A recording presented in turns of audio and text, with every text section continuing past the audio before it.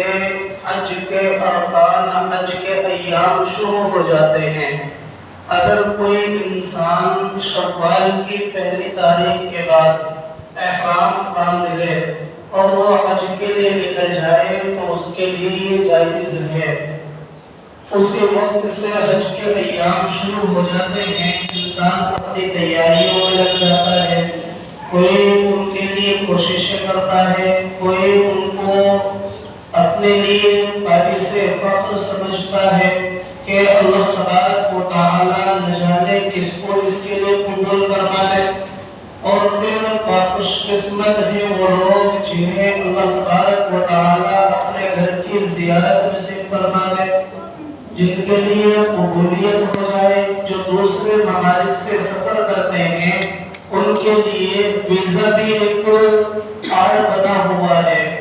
نہ جانے اتنے لوگوں میں اللہ کسے قبول فرمائے، یہ تو انسان کے اوپر ہے کہ جس کی اخلاص، جس کی نیت، اور بہت سارے ایسے بھی لوگ ہیں جو بارہا کوشش کرتے ہیں لیکن اس کے باوجود ان کا نمبر نہیں آ پاتا ہندوستان سے۔ لیکن یہ دن جو چل رہے ہیں بڑے ہی بابرکت اور مبارک دن چل رہے ہیں، جن دنوں پر سے ہم اور آپ گزر رہے ہیں۔ اللہ رب العزت نے ان دنوں کی قسم کھائی ہے، اللہ نے ان دنوں کی قسم کھا کر ایک بات بیان فرمائی ہے، مجھے وہ بات نہیں بتلانی بلکہ ان دنوں کی اہمیت کو بتلانا ہے، ورنہ اللہ تبارک و تعالیٰ کو قسم کھانے کی ضرورت نہیں تھی۔ اللہ انسان کے لیے کوئی حکم نازل کر دے، اللہ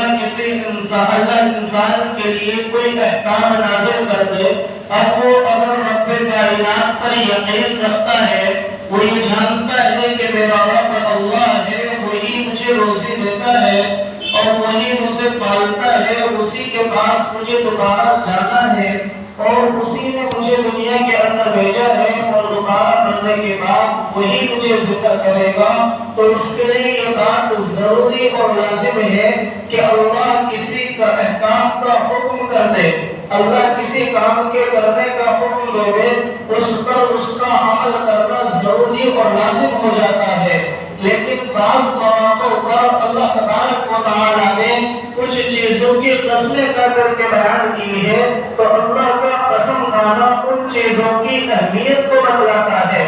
اللہ کا قسم کھانا ان چیزوں کی عظمت و برتریت کو بتلاتا ہے کہ وہ کتنے باعزت اور مکرم چیزیں ہیں۔ تو ایسے ہی اللہ تبارک و تعالیٰ نے قرآن کریم کے اندر ارشاد فرمایا وَالْفَجْرِ وَلَيَالٍ عَشْرٍ کہ اللہ نے بقرعید کا چاند نظر آنے کے بعد اور قربانی کے 10، 11 اور 12 ان دنوں کی اور ان راتوں کی اللہ تبارک و تعالیٰ نے قسم کھائی ہے۔ وَالْفَجْرِ وَلَيَالٍ عَشْرٍ کہ ان دنوں کی اللہ تبارک و تعالیٰ نے قسم کھائی ہے، ان راتوں کی اللہ نے قسم کھائی ہے۔ ان راتوں کی اللہ نے کیوں قسم کھائی ہے، ان دنوں کی اللہ نے کیوں قسم کھائی ہے؟ تو قرآن کریم کی تفسیر اٹھا کر کے دیکھو، اللہ کے نبی صلی اللہ علیہ وسلم نے فرمایا ذی الحجہ کا چاند نظر آنے کے بعد میں اگر کوئی انسان ان 10 دنوں کے روزے رکھتا ہے، اگر کوئی انسان ان 9 دنوں کے روزے رکھتا ہے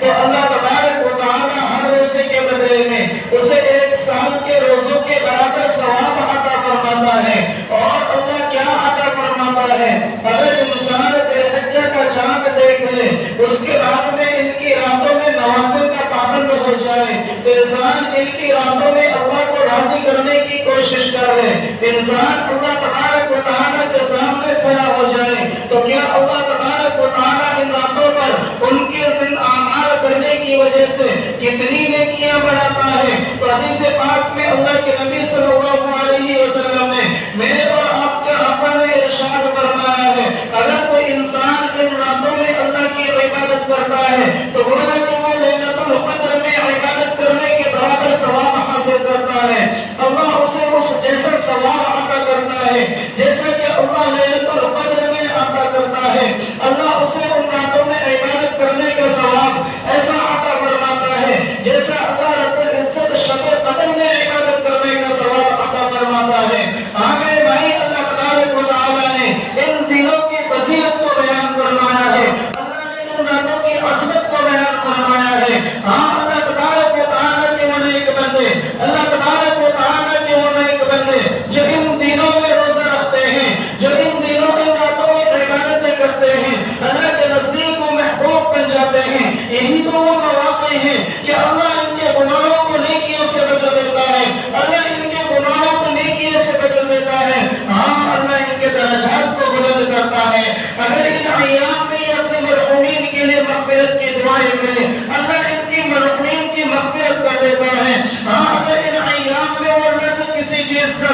کرے، اللہ ان کے سوال کو پورا کرتا ہے۔ ہاں اگر ان ایام میں اللہ سے وہ اپنی ضرورت کو مانگے، اللہ ان کی ضرورتوں کو پورا کر دیتا ہے۔ یہ بہت ہی بابرکت ایام چل رہے ہیں۔ آج عید الاضحیٰ کی 4 تاریخ ہے، یہ ذی الحجہ کے 4 دن گزر چکے ہیں، ابھی 5 دن اور باقی ہے۔ اگر کوئی انسان اس کے بعد بھی ان میں عبادتیں کرنا چاہے، اگر کوئی انسان ان دنوں کی عظمت کو دل میں بٹھا لے، اللہ تبارک و تعالیٰ اس انسان کے گناہوں کو معاف کروا دیتا ہے۔ آگے اللہ کے نبی صلی اللہ علیہ وسلم نے فرمایا کہ اگر کوئی انسان یوم عرفہ یعنی 9 ذی الحجہ کا روزہ رکھتا ہے، 9 ذی الحجہ کا روزہ رکھتا ہے، اللہ تبارک و تعالیٰ اسے اس کے 1 سال پہلے کے گناہ معاف کر دیتا ہے، اور اللہ اس کے 1 سال کے بعد کے گناہ معاف کر دیتا ہے۔ یعنی اگر اس سے پہلے روزہ رکھ رہا ہے، اللہ 1 سال کے روزوں کے برابر ثواب عطا کرتا ہے۔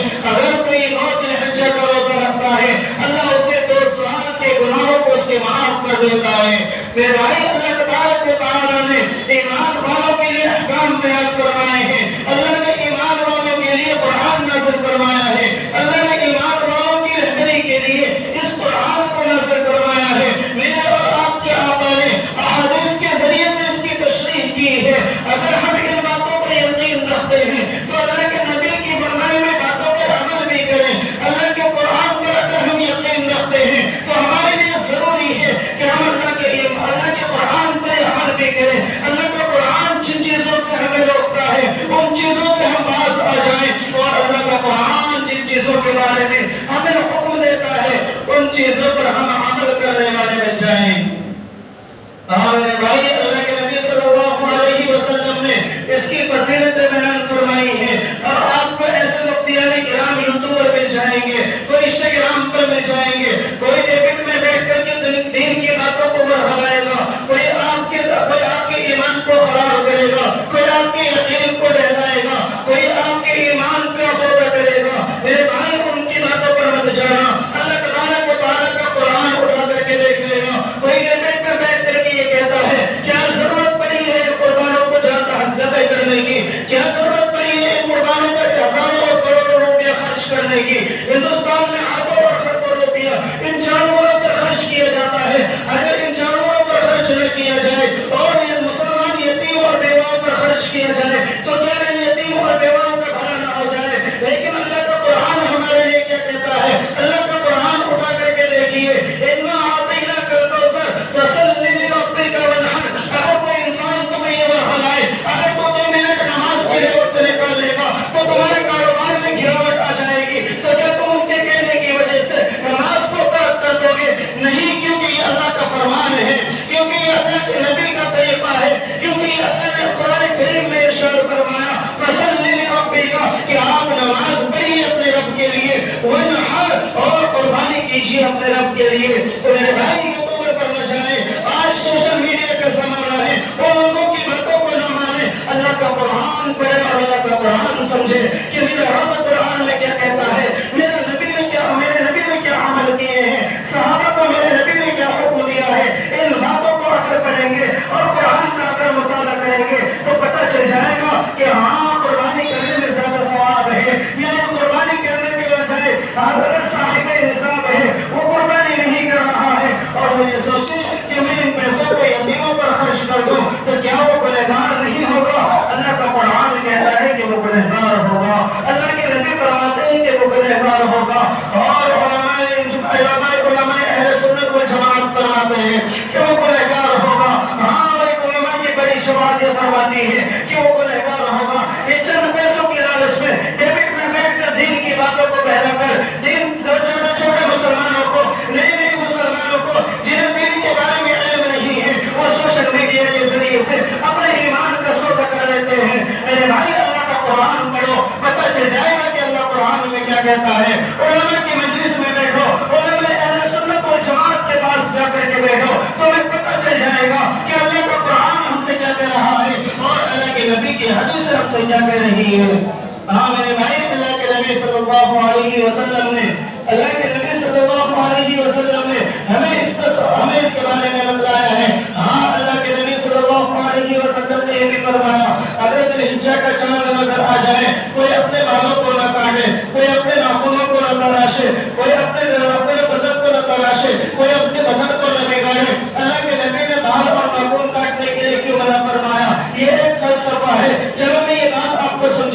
کرتا ہوں. اللہ تبارک و تعالیٰ نے ان لوگوں کو قبول فرمایا جو لوگ حج بیت اللہ کے لیے نکلے ہیں. وہ لوگ حج بیت اللہ کے لیے نکلے ہیں اور طواف زیارت کر رہے ہیں. وہ خانہ کعبے کو دیکھ رہے ہیں. کبھی وہ مینا میں کبھی وہ صحیح کر رہے ہیں تو کبھی وہ یوم عرفہ میں جمع ہو رہے ہیں اور کبھی وہ صحیح کر رہے ہیں تو کبھی وہ شکاروں کے کنکریاں مار رہے ہیں. ہاں اللہ کے نبی صلی اللہ علیہ وسلم نے ہمیں کیوں اس کے بارے میں منع فرمایا؟ ہاں میرے بھائی اللہ کے نبی صلی اللہ علیہ وسلم نے منع فرمایا کہ وہ بہت سارے غریب انسان ہیں